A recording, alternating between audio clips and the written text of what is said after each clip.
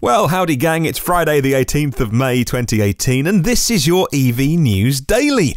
Well, good morning, good afternoon and good evening, wherever you're listening around the world. A very warm welcome from London in the UK. Here is today's news about electric cars and the future of transport. My name is Martin Lee and I go through every EV article online, so you don't have to. On tomorrow's show, by the way, something different to start your weekend. Just one story will be covered, arguably actually one of the biggest EV stories of the week, and one guest will join us on the show tomorrow. A man from the company behind it is all I'll say. We're going to dig a little bit deeper than all of the online articles went and ask a few more questions, the things I think that you might want to know about. It's a Saturday special podcast tomorrow, but I'll tell you more at the end of this show. Before we get started, note that it's the London Motor Show 2018 this week, and with everything there from the Tesla shooting break that you may have seen on Fully Charged, which comes from my native Norfolk, where they all speak like that. I don't have a country accent. However, I do love Norfolk very much, and they do some good things back there, and they make Teslas with a big old boot on. I can still just about do the accent. I sound like all my relatives now. To the brand new electric black cab, that's at the London Motor Show, and the world's first production EV kit car, the E-Rod. You can search for the hashtag LMS 2018, and if you're interested in seeing some more. Right, coming up on the show today, South Korean EV sales already more than the entire 2017 figure, and BMW has some production tips for Tesla. I bet they're going to love hearing those, but first of all, we'll dive straight into an Inside EVs article, and Elon Musk has been busy on the build again. What's he building this time? More Model 3s? Well, yes, but no. Is it the Model S and X? No. SpaceX? No. Tesla Energy? Maybe a big announcement about the solar roof? No. This is him getting busy with the latest in a long line of positive announcements. And this time, it's about the Supercharger network. Already a huge incentive to get inside that Tesla kind of walled garden, if you like, the whole kind of being inside Apple or Android. Elon now says an updated Supercharger map is coming in just the next few days. He was responding to a question from a new Model S owner, Kevin Mitnick, on Twitter. And I saw this original tweet because it was retweeted by the kind of Tesla fan clubs and all the Tesla Twitter pages. And so I didn't realise at this time that Elon had replied, because he posted a picture of him with his new Model S and asked a question of Elon, and there was no reply there. So I saw the original tweet, and then 6 hours later, Elon replied. Now, Kevin Mitnick was asking about Superchargers coming to Woodland Hills, possibly. And Elon said, yeah, there are thousands of Supercharger locations currently going through permit and construction, including your area. We'll publish an updated map in the next few days. End quote. So what does thousands really mean? Well, at a basic level, and Elon is a science guy, it means 2,000 or more. Yeah, so I presume he's talking worldwide, because there are many, even in the planning stages. Even there's a website that keeps track of it here in the UK, which I check in on occasionally, and there's loads in the permit stage here. So you'd think he's talking worldwide. Another reason that I've put this as the top story today, it's got something to do with that walled garden that I mentioned a moment ago. I wouldn't be surprised if we saw at least one other automaker cave in and pay for Tesla Supercharger access, and that's why they're still spending big money on expanding it. Now, for now, Tesla, of course, is burning cash, losing $2 billion last year. That is being reined in. Obviously, they're going to be cash flow positive, they say, by the end of the year. They're doing whatever's required to build out their supercharging network, though. And whilst the superchargers are never going to be used as a profit centre for Tesla owners, they've never said that they're going to rule it out to make a profit from non-Tesla owners. And actually, while I think about this and talk to you about it, let me remind you, just popped into my head, of a thing that he told on the earnings call. He took some questions from a blogger for the very first time, Galileo, from a YouTube blog, and that's what upset half of Wall Street, because he gate-crashed their little exclusive party. However, he is a fan of Tesla. He was asking Elon, Galileo is a fan of having the Tesla Superchargers to be an exclusive club, because if you don't give access to other car makers, it persuades people to buy Teslas, like it in the early days when Apple's App Store was so far ahead of everything else, it persuaded you to buy an Apple and stay in that universe. So as an investor, he was saying he doesn't want anyone to share Superchargers because it makes the company worth more. Elon, however, replied on the earnings call and said that he can see a time, he would love a time in the future when the supercharging network is opened up to other manufacturers. Indeed, Tesla's even offered, he said, which I didn't realise that, they've offered other manufacturers access, but nobody wanted to pay to get inside Tesla's supercharger network. And actually, when you think about it, you can understand why, with huge automakers that do have the capital of the investment they need to do their own thing on their own terms, it would be a real admission of failure if they then went and had to use Tesla's. A tiny company, remember, a tiny company, even though the market capitalization is bigger than most, a tiny company in terms of what they produce and how long they've been around. I can see a time in the not too distant future when at least one major car maker, probably in the medium term, calls it quits on trying to do their own thing with EVs and licenses EV technology from Tesla for their cars as well. Given Elon's mission is not to stop until all vehicles are electric, and looking for new revenue streams all the time, why wouldn't someone like, say, Ford, who are, as far as we know from the announcements they've been making, behind the game? Now, behind closed doors, they might be way ahead, but from the information that we know, Ford are way behind the game. They would deny that, of course, but they're doing some catching up pretty quickly at the moment. But if they can't, I can see a time when a company like Ford, facing an uncertain future, just licenses some drivetrain and some battery technology from Tesla and then packages it, markets it, brands it Ford in the way that Formula E, for instance, is all the same car. And you don't care about that because you follow your favourite team and your favourite racer. That's probably a good analogy. That was a bit of a tangent. Sorry about that. It all started with the Tesla supercharger network. I can totally see why Elon would want to open that up and why they want to build that out and still have thousands more to open very soon.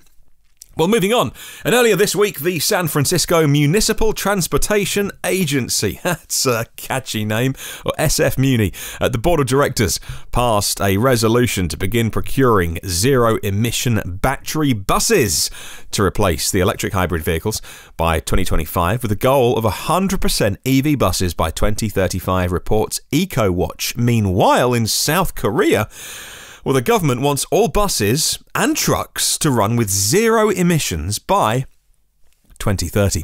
Electrive says the new plan released by the South Korean government also wants to introduce small electric two-wheelers for postal deliveries within 2 years in 2020.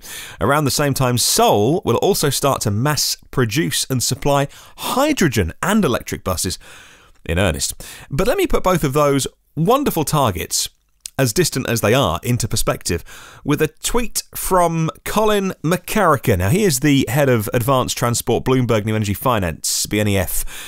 In 2018, he tweeted this only yesterday, so it's fresh in my mind. In 2018, in Shenzhen, in China, this is what will happen. Well, we've already passed the first one, May the 1st. All new commercial light-duty trucks had to be EVs.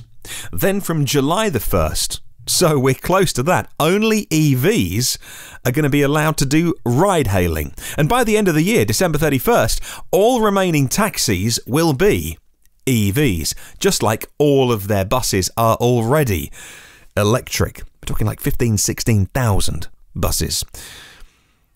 Build 5,200 EV chargers for taxis was also in his tweet, and the final part of it was to retire 20,000 diesel light-duty trucks. City policies will reshape auto markets, was the end of his tweet. The only concern there for me is how you retire 20,000 diesel light-duty trucks safely for the environment, cost-effectively.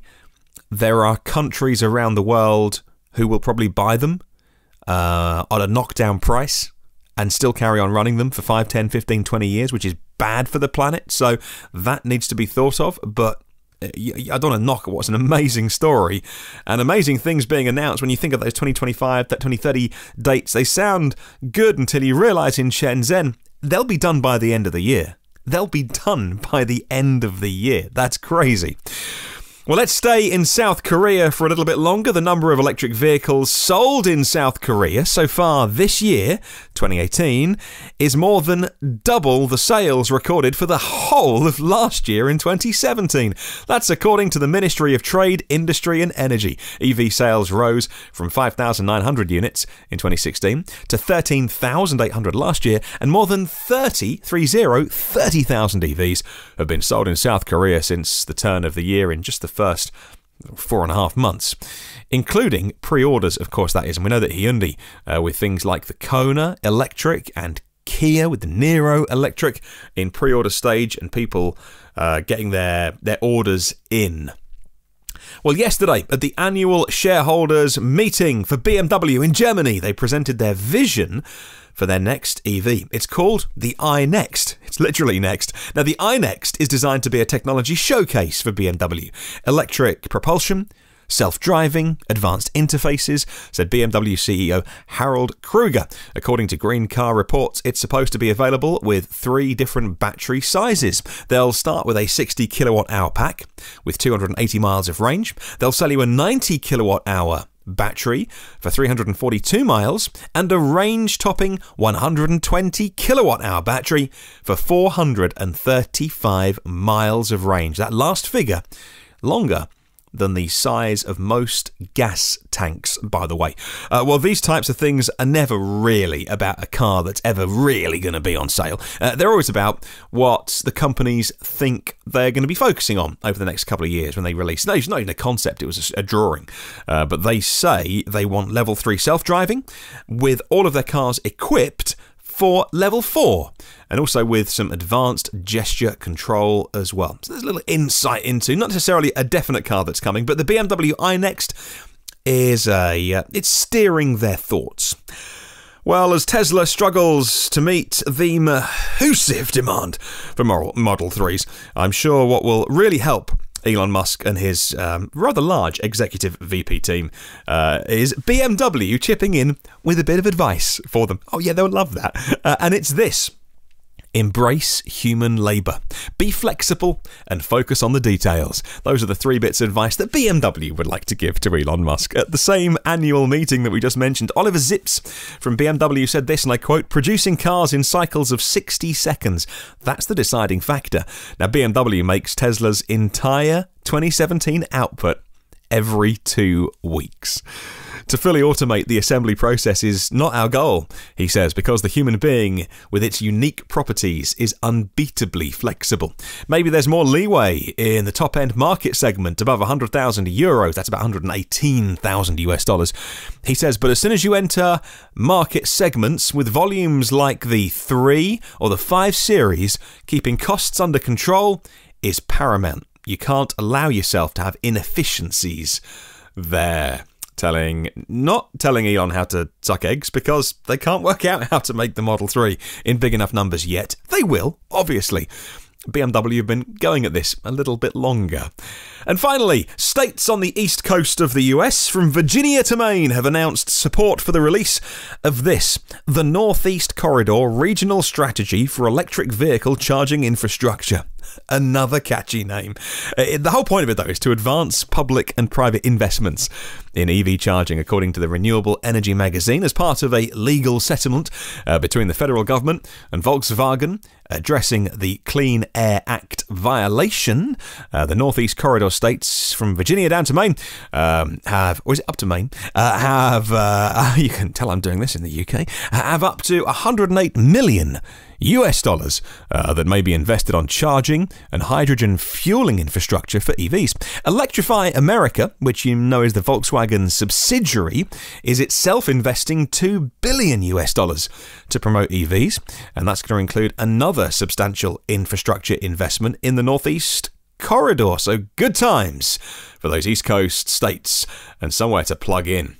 Well, I would love to spread the word about electric cars. If you can, please do share this with at least one person who may be interested. You can listen to every previous episode of the podcast on iTunes, on Google Play, on Spotify, on YouTube, TuneIn, Stitcher, SoundCloud, iHeartRadio podcasts, and the blog at evnewsdaily.com. If you subscribe, get them first and free and automatically. And if you want to say hi on our socials, on Facebook, LinkedIn and Twitter, search EV News Daily. Now tomorrow, that little special I talked about, it's going to be a conversation with one of the founders, it's co-founder of Urban Electric. Now Keith Johnston is a co-founder of the company that wants to install pop-up electric chargers in all of the streets where off-street parking isn't available. Maybe you saw it earlier in the week, and it really got people's imagination running wild, because maybe not a problem where space is less limited, maybe in North America, but here in Europe, certainly so much on-street parking. There's been some initial clever ideas from some companies that want to use lampposts because there's electricity already there to have a charger, and that is a great idea, and that will work in many cases. But a lamppost is, well, how many of those per street? So Urban Electric's idea is to have, they call it overcapacity, and to have these pop-up chargers, which are automated, by the way, on motors, and you use your phone app, and they rise up and down as and when you need them. So if they're all along every street, it won't matter if there's an ICE car blocking one of them, because there'll be loads more to choose from. So we're going to have a good old chat with Keith on the podcast tomorrow. I'm going to give him a call tomorrow and ask a few of the questions which you might be wondering now. Things like, how fast does it charge? What's it going to cost me? How big is the first trial? Who's funding it? Where they're going to do it? All those kind of things. All been decided, and we will find out on tomorrow's show. Looking forward to speaking to Keith. I've spoken to him before, actually. Had a beer with him, and he is a fascinating guy, and also a bit of a serial entrepreneur in the world of EVs. He's also been putting electric cars on the road for many years here in the UK. So I was going to call him an old hand at this business, but I mean that very respectfully, because he knows what he's doing. So we'll give him a call tomorrow and catch up with Keith. In the meantime, come and say hi on the socials. Have a wonderful day, and I will catch you for that special tomorrow.